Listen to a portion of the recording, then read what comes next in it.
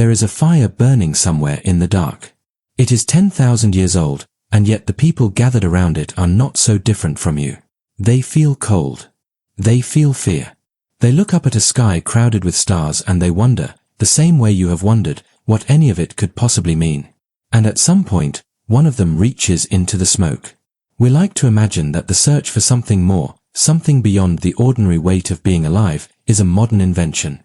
That it belongs to our restless, overstimulated age, with its glowing screens and its sleepless nights. But the truth is older and stranger than that. The desire to step outside of yourself, even for a single moment, may be one of the oldest things about being human. Older than cities. Older than kings.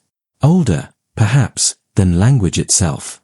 Long before there were nations, before there was writing, before anyone had drawn a single line of a single word, people were already learning which plants could change the shape of their minds.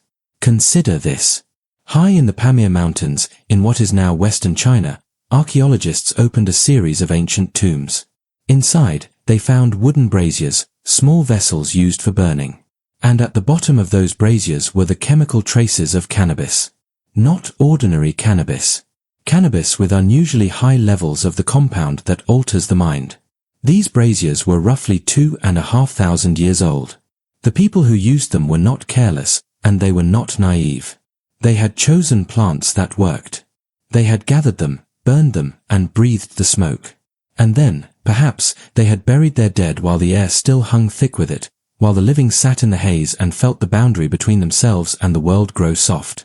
2,500 years ago, someone was already doing this. Not by accident. On purpose. But even that is not the beginning.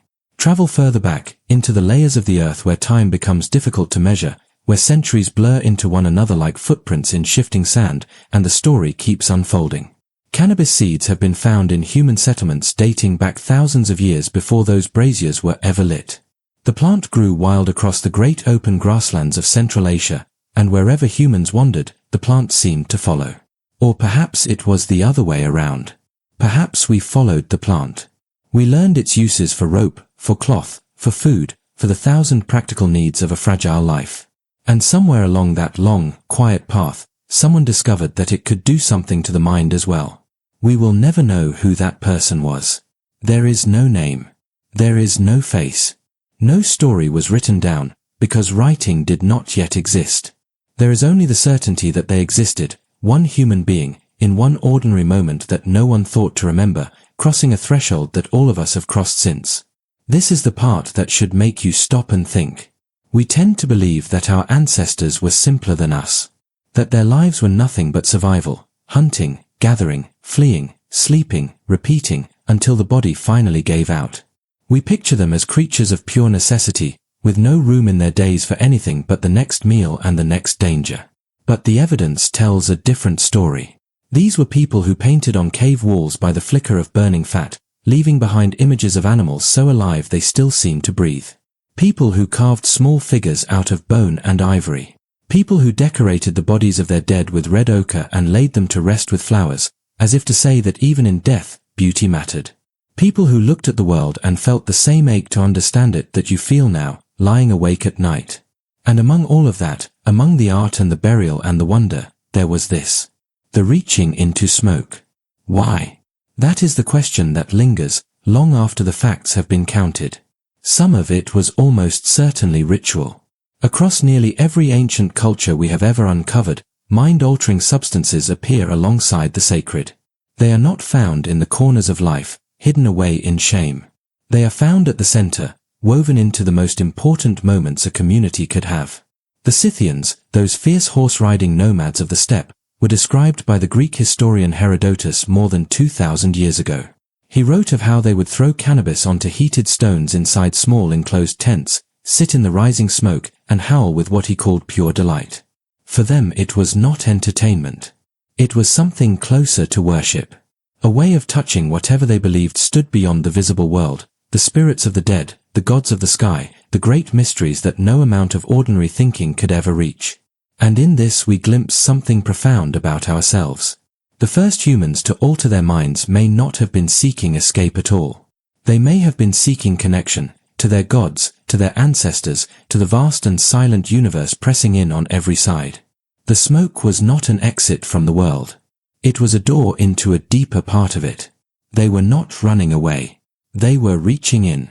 There is a temptation, when we talk about these things, to reach immediately for judgment. To sort the past into the wise and the foolish, the healthy and the harmful, the good and the bad. We do this because it makes the world feel manageable. But the deeper truth resists that sorting. What we are really looking at, across all these thousands of years, is a single unbroken thread of human longing. The longing to feel something other than what we ordinarily feel. The longing to quiet the noise inside the skull. The longing, sometimes, simply to forget what cannot be carried any longer. Everyone has. Not necessarily with any substance at all. You feel it when you lose yourself in a piece of music until the whole day dissolves around you and time stops behaving the way it should. You feel it when you run until your thoughts finally go silent and there is nothing left but breath and motion. You feel it when you stare at the ocean and something inside you loosens, some knot you did not even know you were holding. The human mind, it turns out, has never been content to remain exactly as it is. We are always reaching for the edges of ourselves, pressing against the limits of our own awareness, asking quietly whether there might be something just beyond them. And here is the part that is easy to miss, the part that changes everything. The plant did not invent that longing. The longing came first. The longing was already there, burning quietly in the chest of every human who ever lived. The plant was simply one of the many things we found along the way that seemed to answer it. Think about what that means. Strip away the chemistry, the legality, the endless modern arguments that swirl around all of this, and you are left with something almost tender. A species, alone on a small planet, surrounded by a darkness it could not understand and could not escape, looking for any way at all to make the weight of consciousness a little lighter. That is what we have always been doing. That is what those people around the ancient fire were doing. That is, in some quiet and undeniable way, what you are doing too, in your own life, in your own way, tonight. There is a strange comfort hidden in this. We so often feel that our struggles are uniquely modern. That the restlessness we carry, the difficulty of simply being a mind awake inside a body, is some symptom of the world we have built, the speed of it, the loneliness of it, the relentless noise of it. But it is not. It is ancient. It is woven into the oldest layers of who we are. The people who lit those fires felt it. The people who buried those braziers felt it. 10,000 years of human beings have stood roughly where you are standing now, feeling the exact weight you feel, and reaching for the exact same relief. You are not the first. You will not be the last. And there is a kind of belonging in that, a thread that ties you back through every fire that has ever burned in the dark, through every person who ever sat beneath the same indifferent stars and wished, just for a moment, to feel a little less heavy. Of course, the story did not end at those fires. It never does. The plant traveled, the way all human things travel. It moved with armies and traders and wanderers and refugees, carried across mountains and deserts and oceans, across continents and centuries. It put down roots in soil its first users could never have imagined. It became medicine in one place and ritual in another and forbidden crime in a third. It was praised and outlawed and praised again, blessed by one generation and condemned by the next, depending almost entirely on who happened to hold the power to decide. The same smoke that rose from a sacred tent on the windswept steppe would one day rise from places and contexts so distant from its origins that the connection would be all but invisible. And yet beneath all of that movement, all of that shifting meaning, all of those changing laws and customs and beliefs, the original truth remained exactly as it had always been. This was never really about a plant. It was about us. About the strange and beautiful and almost unbearable fact that a creature made of flesh and bone could become so aware of its own existence, so conscious of its own brief, flickering life, that it would spend 10,000 years looking for ways to bend that awareness. To soften it. To deepen it. To touch something larger through it. To escape it, when escape was the only mercy left. We are the only animal we know of that does this.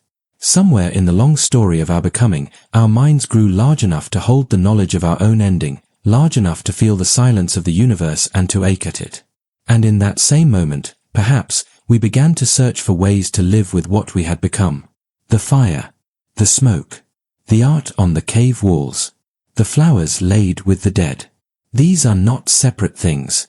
They are all the same gesture, repeated across the ages, a small, defiant reaching toward meaning by creatures who were never promised any. So the next time you imagine the distant past, those shadowy figures standing at the dawn of our species, half lit by firelight, do not picture them as strangers. Do not picture them as something less than you. Picture them as family. People who felt cold and afraid and endlessly curious, just like you. People who laughed and grieved and lay awake at night. People who looked up at the stars and wanted, more than anything in the world, to feel that they were part of something larger than the small flickering circle of their own lives. And when one of them finally reached into the smoke, all those thousands of years ago, they were not reaching for an answer. There was no answer waiting there, and somewhere deep down they must have known it. They were reaching for the same thing we are all still reaching for, in 1,000 different ways, every single day of our lives. To feel, for one quiet moment, a little less alone in the dark.